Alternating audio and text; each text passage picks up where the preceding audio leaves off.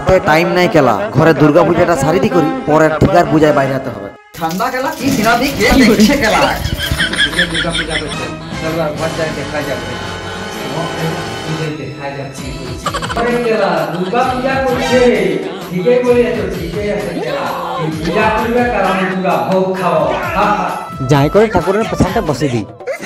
এই সারা এত শিক্ষা কেলা, দুর্গা ঠাকুর মূর্তি নাই করি সারা ঘর দিয়ে পূজা করছে, তার আর সারা তিনটা কলা টক করে ঘরের পূজাটা সারিদি করি, বাড়ি যেতে হবে লোকের পূজা করতে।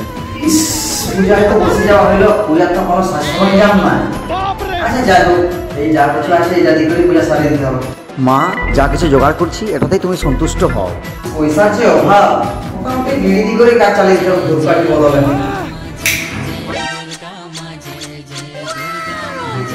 এটাই কাজ চালিয়ে দিতে হবে। ওম দুর্গায় নমঃ, ওম দুর্গায় নমঃ, ওম দুর্গায় নমঃ।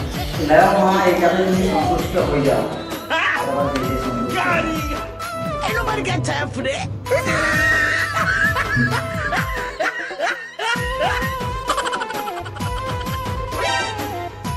ইস, দুর্গা মা আমার জাগ্রত হয়ে যাইছে রে। কলাটা দিকটার সাথে সাথে একটা কলা শেষ হয়ে গেল। তুমি যদি জাগ্রত হয়েছ না, স্বয়ং আমাকে দেখা দাও। আমি বুঝতে পারছি তুমি অনেক দূর থেকে আসছো, নৌকা চাপি করি জলে ভাসে ভাসে আসছো, খিদায় হয়তো খাই ফেলেছো। আমার সামনে তুমি খাও, আমি খুশি হয়ে যাব। এই লাও দুর্গা মা। তাও শিষ্য আমার হাতে। ঠিক না তুই? আমি ভাবছি কোনো দুর্গা ঠাকুরের কাছে। এই ঘোড়ার কলা দেখেছো, ঝুলি করে যখন ঠোকা ঢুকে যাবো না, পচকা ঢুকে যাবো।